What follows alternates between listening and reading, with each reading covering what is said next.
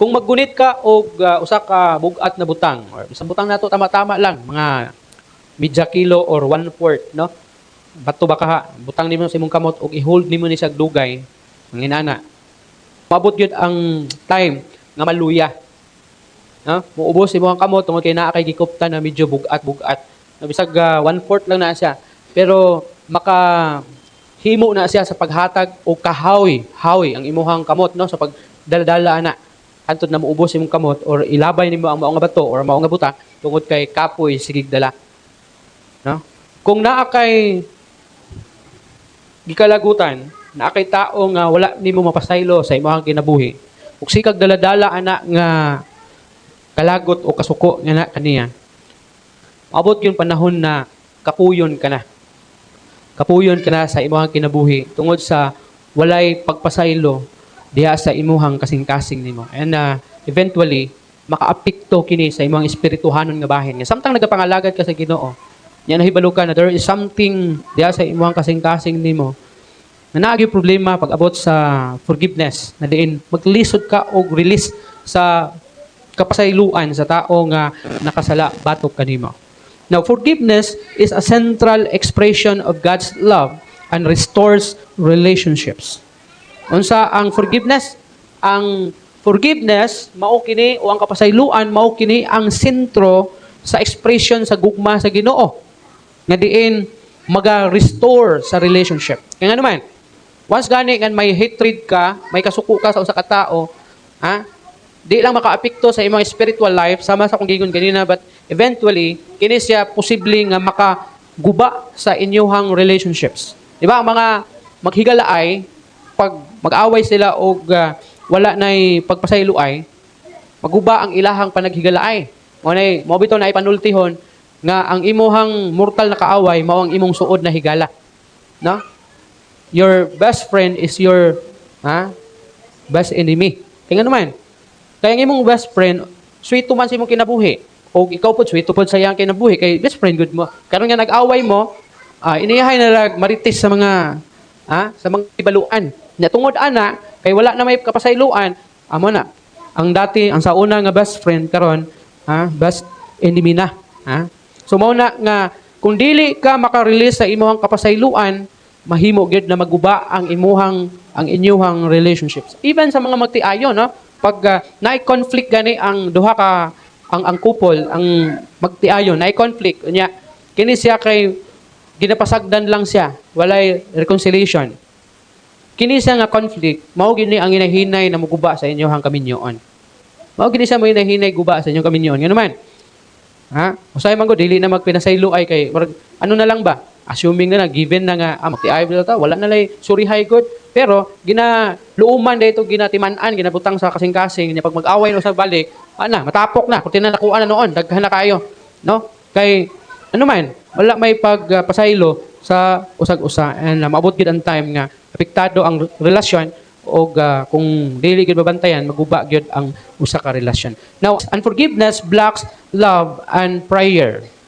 Ang pagkadili mo pasayloon, mao ni siya ang mahimong blockage, no? Mahimo ni siyang blockage sa imuhang gugma o sa imong pag-ampok. Mura ni siya o kanang blood bitaw ay kaning heart na to. Pag ang heart gay na to wala nay blood nga mo-supply kay nanay blockage, doon na nay nakabara, patay gyud ka. Maglisod ginhawa, nya mo resulta sa unsa tawag na heart attack, no? Kay wala naman tong blood nga mo-supply katong hangin nga naa sa blood, di ba? Musupply sa hangin dito sa imuhang heart nimo, then heart attack ang resulta. So the same pud ni diha sa ato ang love and prayer na dili ta kining pagkadili mapinasayloon mao gini mahimong babag sa gugma ug paghigugma ug diha pod sa pag-ampo. Mabitaw kung mag-pray pud ta sa Ginoo, importante gyud na mangayo sa ta og kapasayloan sa atong sala. Kay kun mo diretso kag pangayo sa Ginoo, wala gani ka nangayog suri sa iya, kinsa magoy ganahan mo hatag. Bisan gani kita na tao, nakikaaway, na pagkahuman, wala man lang siya nangayo pasaylo sa imo, pero nasa ipangayo sa imo, bisag nangayo lang na sa kamunggay, no? Kaya nag-away man lang silingan ni mo, wala gid mo nag-uli ay, usa ka adlaw ni adto ito, ay, disiri, pwede ko, nguha ng kamunggay, Tingkag sung tunggan di sila musikang mo to. Ha? Ba't nag-apoy raman tabag ulang? Nagana ba? No? So murag paglisod ka. O bitaw tong katong nag-ampo nga duha ka tawo sa templo nga usa ka Pariseo ug usa ka tax collector. Ang katong Pariseo tungod lagi kay nagtuo siya nga relihiyoso gid siya. So wala na siya nangayag pasaylo sa Ginoo. Hinoon ang iyang gihimo, murag siya naghinambog no. Ana siya nga ako, Ginoo, ako sa kamayong tao. Ha? Ako manggihatagon, ako maluluyon. Ana siya naghatag ko sa akong mga ikapulo, nagtabang ko sa mga kabos. Pero ang usa ka tawo nga nag-isip nga siya usa ka makasasala, which is ang tax collector na naa dito sa kanto sa templo ug nagpamukpok siyang dughan. Maglisod kan dili gani siya makahimo sa paghanga dito sa langit. Ingon niya Ginoo, ako usa ka makasasala. Ingon ni Jesus, kinsa sa ilaha ang gidungog? Katong tawo nga usa ka makasasala. So mo na diha sa prayer, kung dunay something da sa imong heart nimo, labi na wala kay kapasayloan o dili ka makapasaylo, adi gid ka pamation sa Ginoo. Mabito tong nai-advise sa Bible na makig-reconcile una ka, at tuwa una tong tao ug makig-reconcile ka sa iyaha. Na pero say kita na mga tao lagi, bahala nagdunggon akong pag-ampo ay bahala na, basta kay way uli ay. Na? Grabe ang garbo no. Balay pasaylo ay bahala na ng prayer dra, bahala na ng gugma dia basta kay way uli ay, way pasaylo ay kay grabe ang gihimo. Na usay inana kataas ato ang garbo nato. Now God calls us to forgive as He forgive us. Tawag kita sa Ginoo nga mo pasaylo kay siya nagpasaylo man nganhi kanato. Imagine nimo. Siya nga gilansang sa cross, siya nga inosente, walay sala, nya gibitay dahil sa cross, gilansang, gibugal-bugalan, gibiay-biay, gitamay, tanan na mga sakit na mga pulong, gisulti ngadto sa iya, pero sa diha nga hapit na sa mamatay. Unsa iyang prayer sa iyang amahan. Ingon niya, amahan ko, pasaylua sila, kay wala sila masayod sa ilahang gibuhat. Imagine nimo, ang usa ka tawo nga inosente, walay sala, bisan usa ka sala. Wala siya gihimo nga daotan, pero mihatag siya og pasaylo ngadto sa tao nga nagpasipala o sa mga tao nga nagsakit nga na kaniya. Kita pa kaha nga makasasala. Nganong di man ta makahimo sa pagpasaylo sa mga nakasala nga nahikanato? Nga kita mismo makasasala man. Ha? Nakasala o makasala man ta. Una nga ang hagit ni Jesus Christ, ang hagit sa Ginoo, ang tawag sa Ginoo kinahanglan nga mohatag kita og kapasayloan kay kita gipasaylo man sa Ginoo. Ingon pa, holding a burning coal hurts the one who holds it.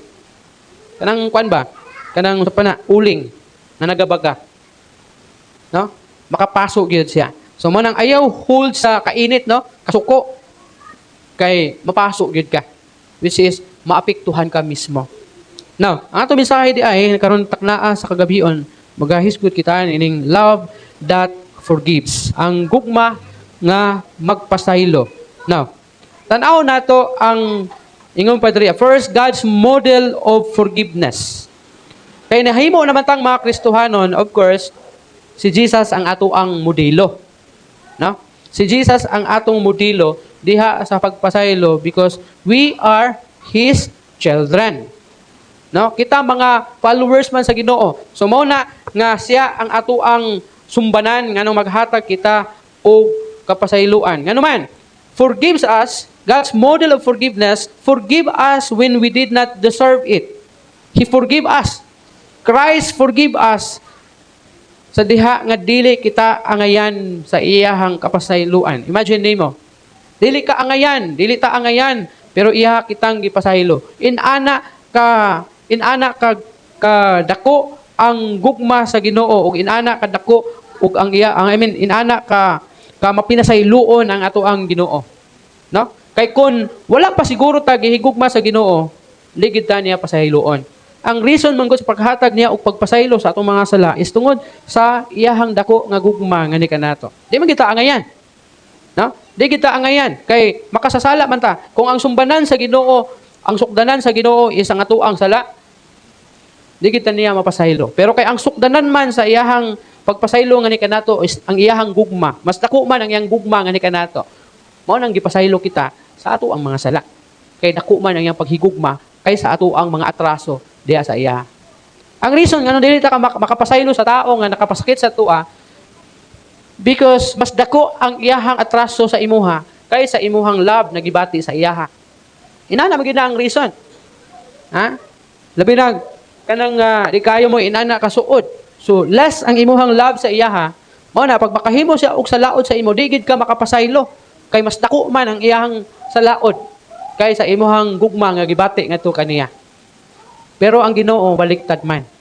Mas dako ang iyang gugma kaysa atong atraso. Pero kung imong hunahunahon ang atong sala baya gyud, hilabihan gyud kadako ang atong sala. Ngano man?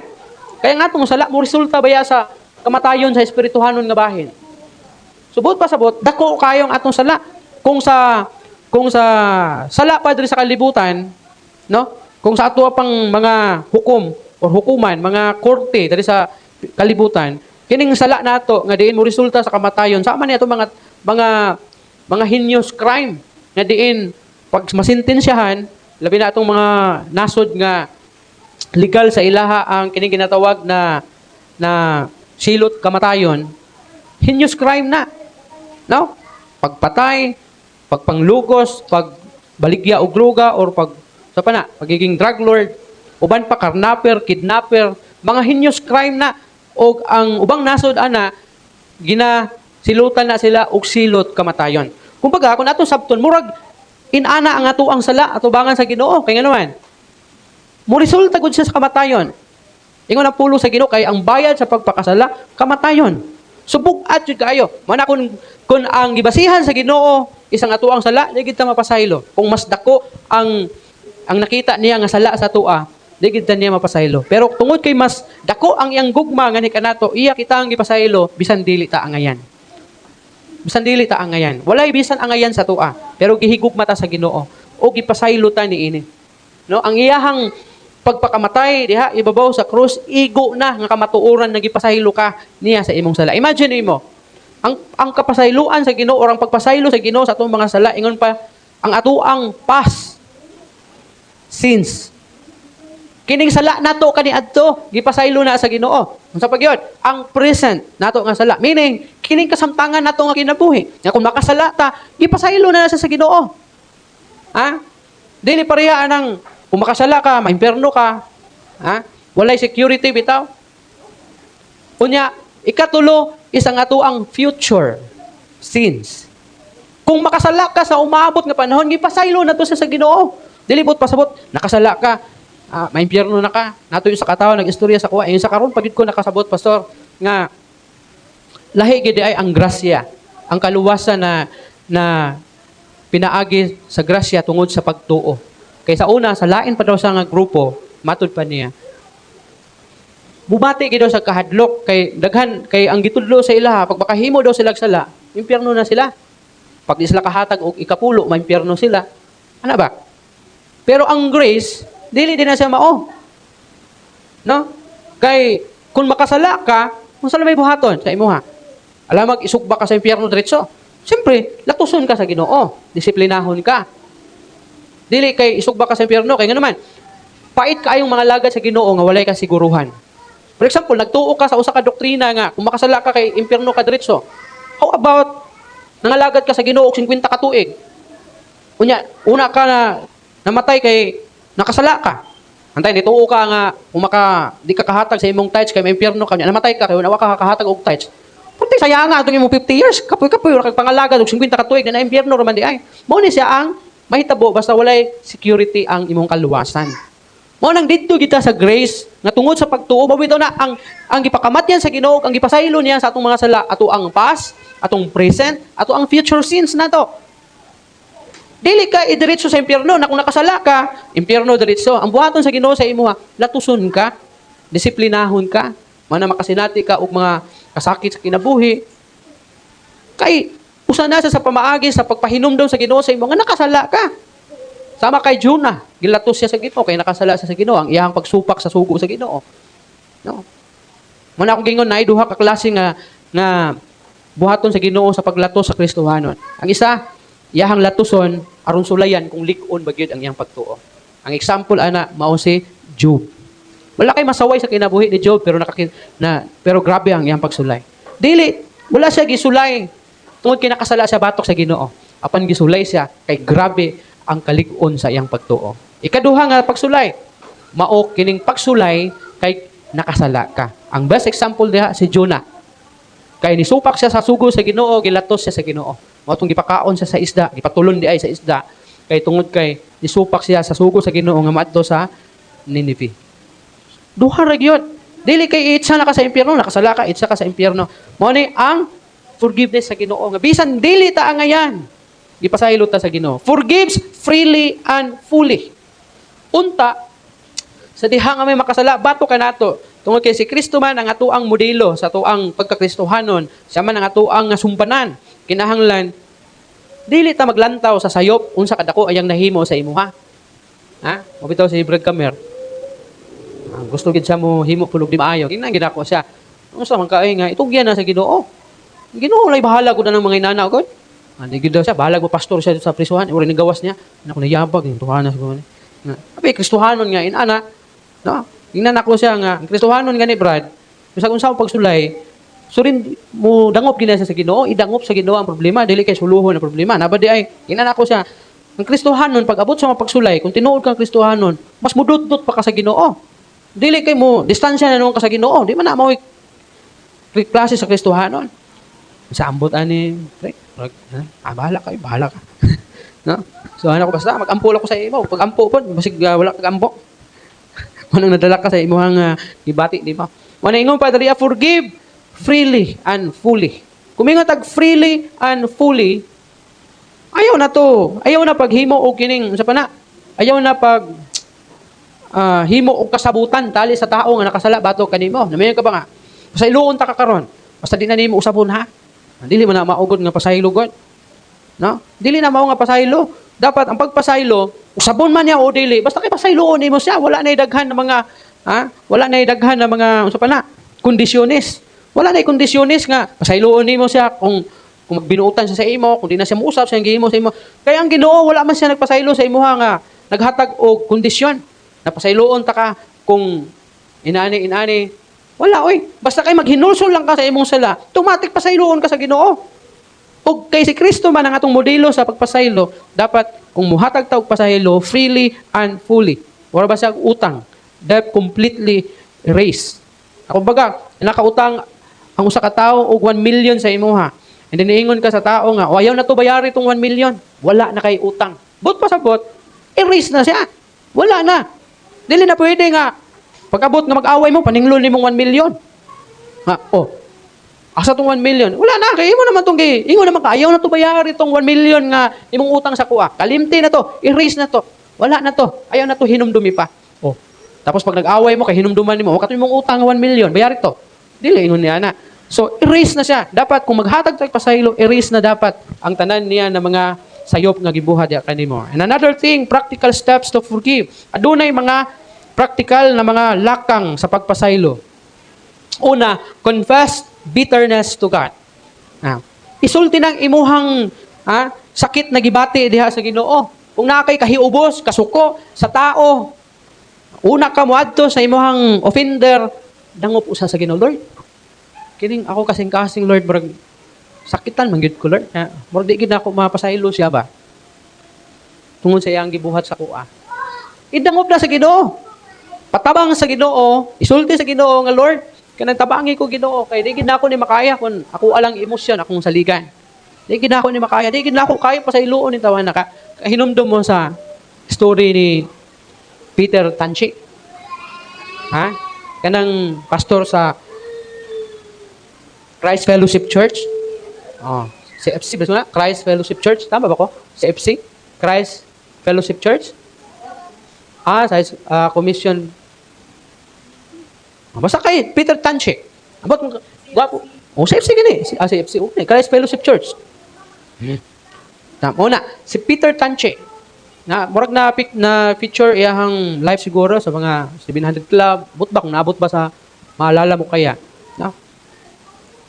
Iyang anak, gi-rape ang iyang anak niya. Gi-rape sa, barkada ba to? O murag, mga classmate ba nga sa balay niya na ay tao nga nakasulod niya gipang rape apel na yung anak ni Doa. Pero nadakpan. Pero unsa yang gihimo? Yang gipasaylo. Ipasaylo niya ang mao nga nakasala. Naggrabe niyang hilak, grabe ang sakit na yang gibati. No? Pero iyang gipasaylo. Kay numdum mo atong salida pod na sa pato salida ha gani nga pastor siya, nga negosyante. Ganito. Nga diin, ha? Inom mo? Oo. Nga diin, negosyante siya, dahil ako siyang kumpanya, kunya, later on, nahimo siyang pastor, nag-disciple siya. Yan nato siya gi-disciple na batanon, na nang-apply ito, nga medyo hambugon, may batasan, ano ba? Pero ang mama niya, Christian, under ato nga simbahan. Nagidala atong tawahan atong pastor nga nigulo. And then, yan lang gina-train nga, wala pa gid diretso. Ato di apil sa gathering sa mga men, gathering. And then kay bulo mo, na nag-share dito unsa ka maayo si pastor, unsa gid sa klase nga pastor. And then nag-share sila paano sila na-convert, no? And then may usa ka lalaki, nag-share siya. Ana siya, abi ninyo si pastor, mag-ana ba? Ha? Kaya nibisita man sa siyang balay, nibisita sa balay sa pastor, niya nakita niya may picture dito nga, may anak siya nga lalaki. Nagingnan niya, asa man imong anak ron? Asa nga, namatay na. So duha na lang gid sila magtiayon na bilin. And then pag during sa ilahang tigom atong mga men, ngutan ingon tong lalaki sa naitao nga dito daw siya kay natando gid siya sa kinabuhi ni pastor kay naay daw tao nga na daw driver sa truck. Unya nabanggaan ang iyang anak sa pastor. Unya pagkahuman pagkabangga imbes na iyahang ipapreso or patyon niya tungod siyang kasuko kay naligsan gud yang anak, bugtong niya ang anak namatay. No, isa lang ilang anak namatay. And then pagkahuman, unsay gibuhat daw atong tao? Iyahang gipasaylo ang mao nga tao, ang mao nga driver.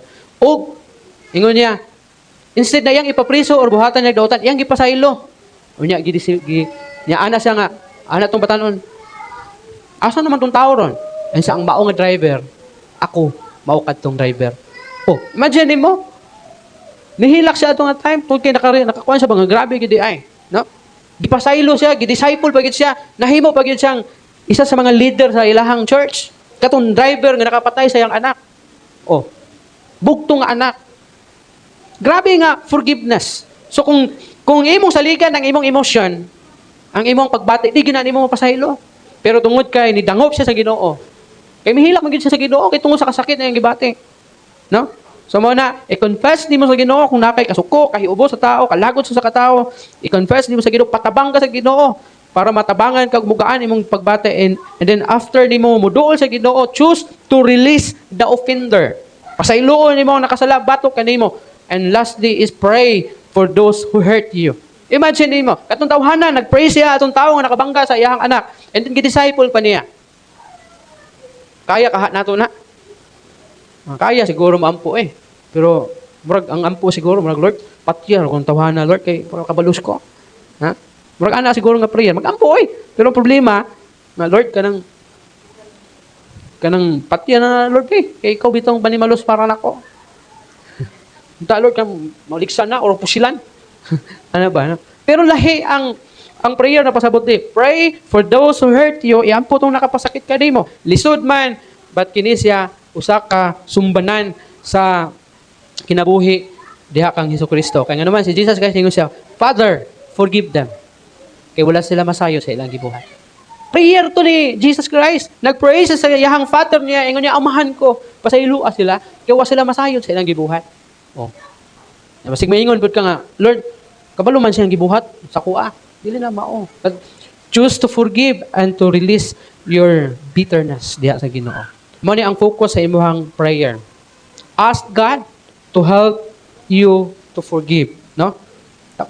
Pag-ampo sa Ginoo nga tabangan ka niya nga makapasaylo. Kay lisod man gid ingon na tao, tawhanon, lisod gid magpasaylo. And then pray for reconciliation. Diha ba sa kaminyoon, kung kamo magtiayon namoy mga misunderstanding or namoy mga away nga wala na settle, so pray for reconciliation. Family nga di nag-away-away ang pamilya, nani mga paryente, mga minas kinabuhi nga wa nay tingganay, bisag paryente lang, no? Pray. And then friendships. May mga higala ka nga nahimo nimong kaaway, alisod nga wala pa gid ma-reconcile. Pray nimo sa Ginoo. Nga diin mabalik ang inyong friendships.